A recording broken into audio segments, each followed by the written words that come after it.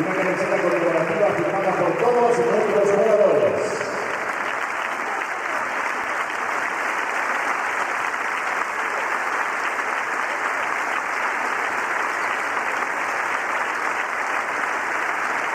Y en estos momentos a continuación, Rafael Villano entrega a Antonio Martínez una imagen conmemorativa del título del Real Madrid, Fernando Martín.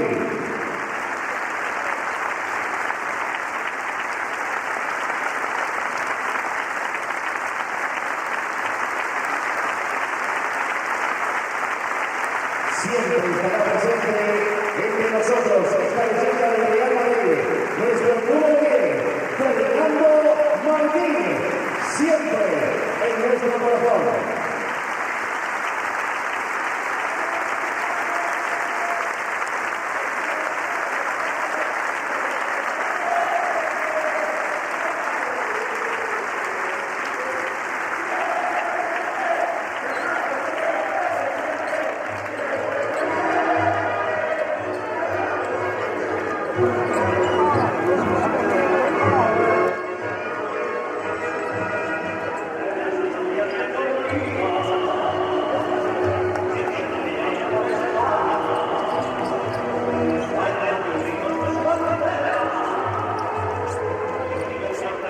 Pensaba, hostia, tiene que ser un día más triste del mundo para Antonio y su familia, sus padres. Yo me sentí muy triste por ellos.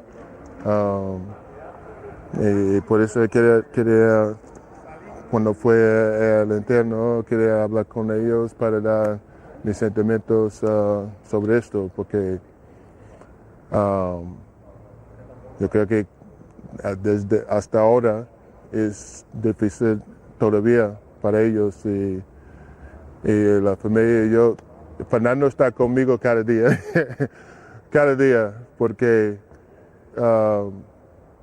está con todo el mundo aquí. La gente no ha olvidado a Fernando. Buenas noches. ¿Dónde estabas cuando murió Fernando Martín? De alguna forma, todos los que vivimos aquel accidente recordábamos qué hacíamos en ese momento. Ahora, pasado el tiempo, otros erais muy pequeños o quizá ni siquiera habíais nacido. Esta noche, para todos, un programa muy especial de Conexión Vintage. 25 años sin Fernando Martín.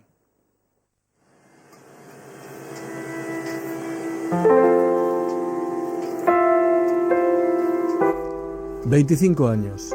Apenas un suspiro en el universo de los mitos. Ahí buscaremos a Fernando. Con los mejores expertos, nuestra nave recorre ya el túnel del tiempo. En este nuevo viaje de hoy vamos a hacer un recorrido a lo largo de 3 segmentos. El primero con Marcos López y Lalo Alzueta. Hicieron un magnífico trabajo conmemorativo de los 20 años de su muerte. Este documental será nuestra primera parada.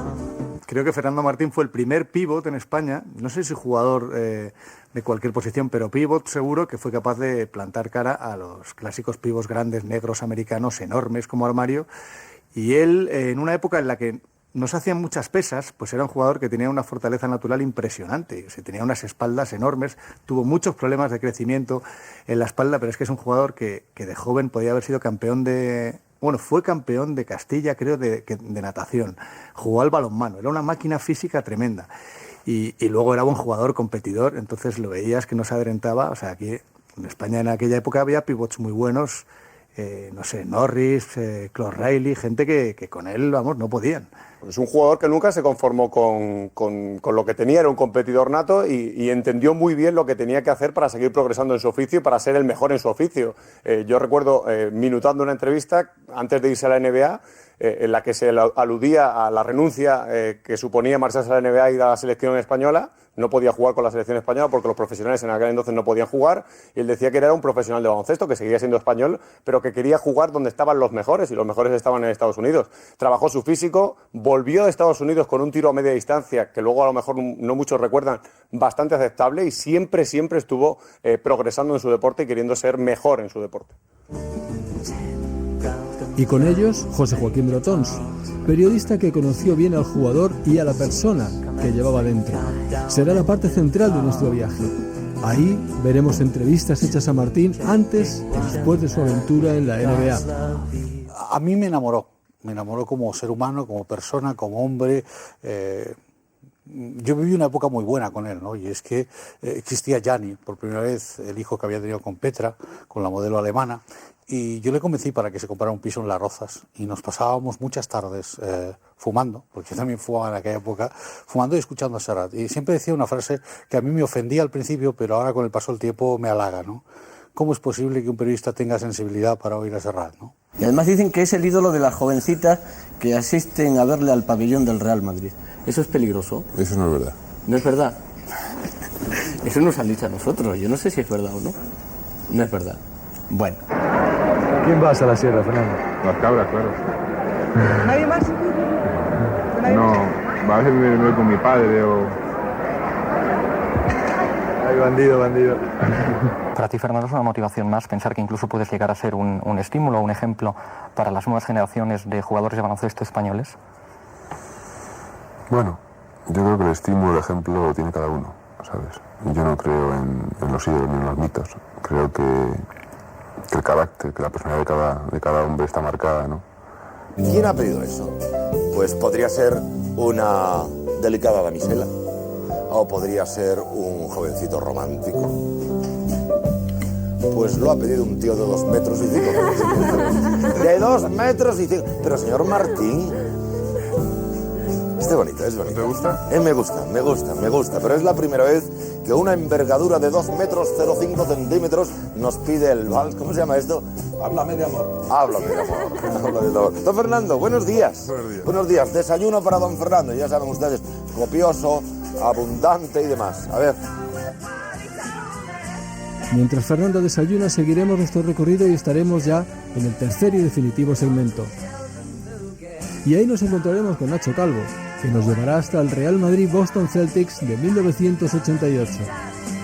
Quiero demostrarme mismo que yo puedo jugar contra estos jugadores de la NBA. Vamos a ver, Fernando, ¿qué te ha dejado todo ese tiempo fuera? ¿Qué te ha dejado por dentro? ¿Eres distinto ahora de cuando te fuiste? Un poco. Yo creo que sí. Te cambia, ¿no? El vivir mucho tiempo solo, el estar allí luchando en un medio adverso, con un idioma, pues te hace pensar muchas cosas. Sí. Empate a 6 en el marcador, minuto 15, 52 segundos y momentáneamente damos paso a nuestros estudios en Torre España, Domingo Deporte. Sentimos tener que interrumpir este encuentro de balonmano para ofrecerles una tristísima noticia. El jugador de baloncesto del Real Madrid, Fernando Martín, ha fallecido esta tarde en accidente de tráfico ocurrido en la carretera M30 de Madrid, según confirmaron a la agencia EFE fuentes del Hospital Ramón y Cajal, donde fue trasladado por los bomberos. Las mismas fuentes del Servicio de Administración del hospital han indicado que Fernando Martín había sido trasladado poco después de su ingreso al depósito de cadáveres. Este accidente ocurrió entre las 3:25 de la tarde, aproximadamente sobre las 3:25 de la tarde, en la carretera de circunvalación M30 de Madrid, entre el puente de María Molina y la avenida Ramón y Cajal. Aunque nadie lo creíamos creer, la verdad es que la noticia se ha confirmado. Fernando Martín fallecía esta tarde en un accidente que tenía lugar a las 3:20 de la tarde aproximadamente en la M30 dirección sur, en el punto kilométrico 3400. Y entonces empiezan a llegar las primeras noticias. Vaya follón ahí en la M30, ha habido un accidente, lo típico que te van contando. Empiezan a llegar jugadores. y se van diciendo noticias de posiblemente sea un jugador de baloncesto del Real Madrid. En ese momento lo dieron como un avance informativo la noticia de su accidente y del fallecimiento de Fernando. Pues me quedé en estado de shock, ¿no? O sea, son cosas que no sabes muy bien cómo reaccionar, tan inesperadas. Lo que sí me acuerdo es que tuve que jugar. Tuve que jugar a las 4 horas y estaba ya con un cuerpo ya, vamos, mi cabeza estaba en Madrid. Empiezan a llegar jugadores, era como un poco ruleta rusa, a ver quién faltaba. Antonio llega, vamos, se va contando la historia con las aportaciones nuevas que nos iban diciendo la gente de la prensa que estaba a la puerta del vestuario, que se iba llegando sobre todo en la radio. Y en esto faltaban 2 jugadores, uno era Quique Villalobos, que me acuerdo que entonces tenía un BMW verde, y Fernando con el Lancia color rojo granate. Y entonces estábamos todos con una tensión porque sabíamos que uno de los dos le pasaba y ya se sabía que el accidente era muy grave. Y en eso entra Quique Villalobos, además entra abriendo la puerta, lo típico que llegaba tarde. ¿Qué ha pasado? ¿Qué ha pasado? Vaya pollo que se ha montado. Y entonces según le vemos ya nos quedamos, nos pusimos a llorar. Pues lógico, se suspende la jornada y se suspende el partido y ahí nos quedamos todos, pero con un golpe muy duro. Fue imposible contener las lágrimas y bueno, pues fue una sensación, realmente era la primera vez que, digamos, que perdí a alguien tan cercano en una edad en la que el guión de la vida no dice que tengas que desaparecer. 3 de diciembre de 1989. El baloncesto español y por ende todo el deporte de nuestro país entraba en estado de shock por la repentina pérdida de Fernando Martín Espina. Un jugador de baloncesto adelantado a su tiempo, un pionero que fue capaz de enseñarnos un camino que años más tarde otros iban a recorrer. Un mito hecho a sí mismo, el primer jugador mediático de baloncesto de nuestro país. La magia y la épica del deporte es capaz de generar leyendas que perduran en el tiempo, el recuerdo y por supuesto la memoria de los que lo vivieron. Esta es la historia de una leyenda, de un jugador español que se fabricó la suya. Esta es la historia de Fernando Martín.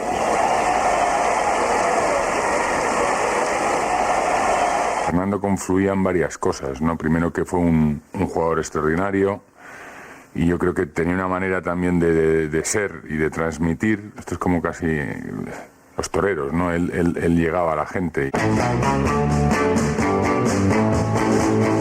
La historia del mito arranca en Madrid el 25 de marzo de 1962. En la radio suena Twist and Shout de los Beatles y en la capital de España viene al mundo Fernando Martín Espina, hijo de Ricardo y Carmen, tercero de una familia de 4 hermanos en la que el menor, Antonio, llegaría a jugar con él en el Real Madrid.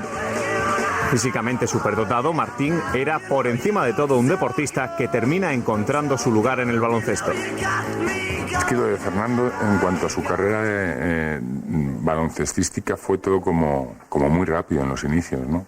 Porque estaba jugando a balonmano en el colegio. Un día, a mitad del año, le dice Mariano Bartidas que pruebe a jugar en el equipo baloncesto del colegio. De ahí yo creo que en muy poco tiempo, en 2 meses, está en el Estudiantes Juvenil con Pablo Casado. Y de ahí, en menos de un año, está con el primer equipo de Estudiantes. Se introdujo en este deporte jugando en las categorías inferiores de Estudiantes de Madrid, donde enseguida destacó, proclamándose campeón de España escolar y juvenil en la categoría con la que la selección española conseguiría la medalla de plata en el Eurobásquet de 1979. En 1980 y todavía en edad junior ya fue incluido en el primer equipo de Estudiantes. En 1981, con tan solo 19 años de edad, formaba parte del 5 inicial de un equipo que consiguió el subcampeonato de Liga junto a Vicente Gil, Alfonso del Corral, Juan Carlos López Rodríguez o el estadounidense Slap Jones. Altan Martín y de la Cruz, el balón para el Barcelona. Tras una temporada y media en Estudiantes, el Real Madrid consigue no sin esfuerzo hacerse en dura pugna con el Juventud de Badalona con los servicios de un junior en el que muchos ya veían a un jugador de futuro. La primera vez que le veo es una selección juvenil. Una selección juvenil apenas sabía jugar al baloncesto, pero ya se le veía que era un jugador que tenía una facilidad para progresar tremenda. Entonces, ya cuando estaban Estudiantes y ya estaban los juniors de Estudiantes, entonces con Juventud fuimos a ficharlo. Hicimos contratos, se depositó una pequeña cantidad a cuenta, y cuál es mi sorpresa, la mía, que después de un torneo de Navidad de ese mismo año, el Real Madrid, don Raimundo Saporta llama a mi presidente, que era Santiago Marlán, que eran amigos de toda la vida. Acabo un entrenamiento y me dicen: oye, que el Madrid quiere a Fernando y que Raimundo me ha dicho que no vamos a discutirnos por un junior. Y yo me empezaba a tirar de los pelos. Su padre era un personaje magnífico. Lo recuerdo siempre con todos sus problemitas de cómo iba a estar el niño, de que jugar, tenía que hacer esto, tenía que hacer lo otro. O sea, él hizo un gran planteamiento, ¿no? Yo trabé una buena amistad con el padre, también con algunos de sus hermanos, y con el mayor, con Ricardo, y la verdad es que fue muy agradable siempre, ¿no? Ponían las cosas duras, porque fueron muy duros negociando, pero eran agradables, ¿no? Eran gente con la cual se podía hablar, ¿no? Y se podía hacer.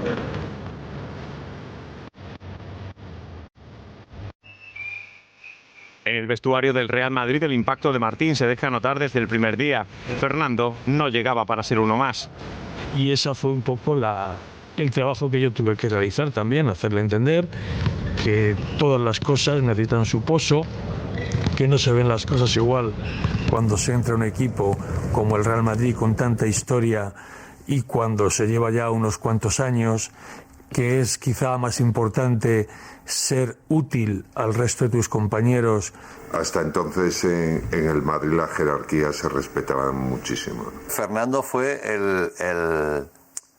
el primer profesional que llegó al Real Madrid, ¿no? Con tratamiento de profesional. Hasta ese momento el Madrid tenía un funcionamiento, digamos, clásico, ¿no? Muy jerárquico, muy el que lleva 4 años gana más que el que lleva 2. Con 2 pibos, pues yo creo que se puede salir adelante. Un partido mete 50 puntos, o 52, no sé cuántos, y todos nos quedamos diciendo, pero mira este que acaba de llegar y está pidiendo el balón todo el tiempo. Con lo cual, pues demostraba el carácter y las ganas y la voluntad que tenía de Fernando de ser el mejor. Y eso siempre fue, digamos, su documento nacional de identidad.